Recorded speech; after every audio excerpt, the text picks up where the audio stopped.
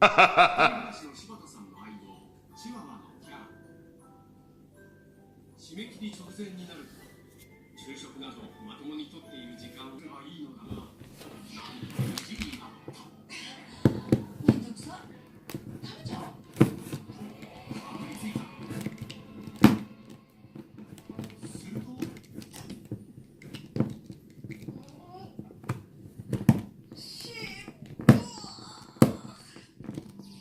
泡が染み出す果汁は超渋かったが、美味しい粒に早くたどり着いた一心で皮にかぶりつき、歯で豪快に剥いたのだ。そしてこの行為が彼女に地獄の苦しみを与えた。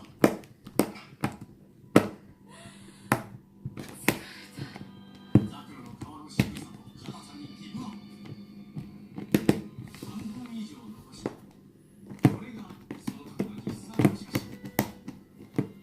実はザクロの皮には有毒成分が含まれていた。ザクロっていうのは実はですね、常駐っていう成分があるんですけども、それを退治するのにとてもよく使われている生薬なんです、薬なんですね。それは主にザクロの木の皮にあるんですけれども、ペレティエリンという化合物が主たる成分なんですけども、皮のところですね、そこのところにはあるんだと思いますね。常駐、つまりサナダムシの駆除に使われていたペレチエリン。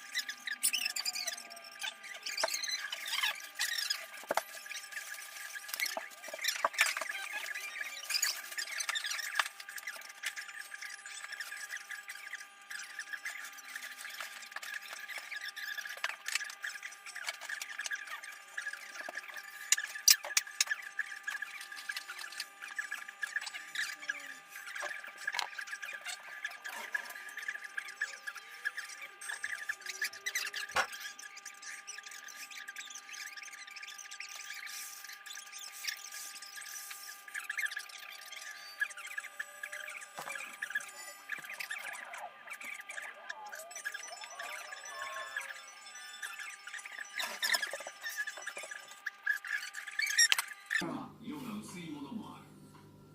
あれ？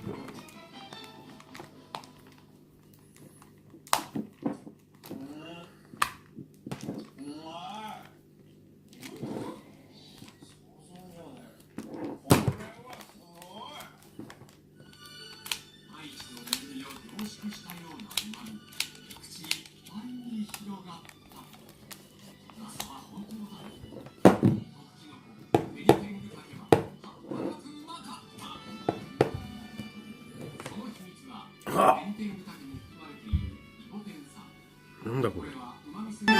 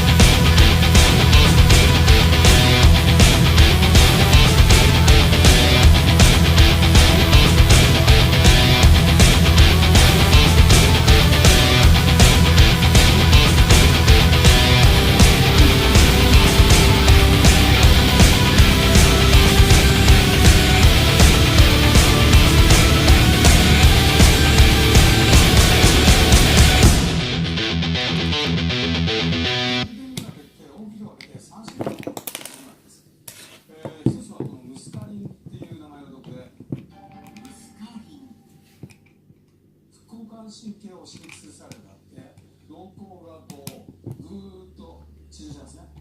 皆川さんの視界が暗転したのはこのため。さらに異常な発汗や下痢、嘔吐の症状もこのムスカリンによるもの。そしてイボテン酸という毒もあり、ベニテングタケの旨味成分でもあるが興奮する作用があり、幻覚が出ることも。ウシモールという毒も、これは脳の働きを抑制し、深い眠りに落ちて昏睡状態になることも。それぞれの毒が食べた人の体質によってさまざまな中毒症状を起こす。ベニテングタケの場合、ムスカリンの影響が強かったこともある。果たしてあの後、皆川さんはどうなったのか。スタッフが訪ねると、ちょっ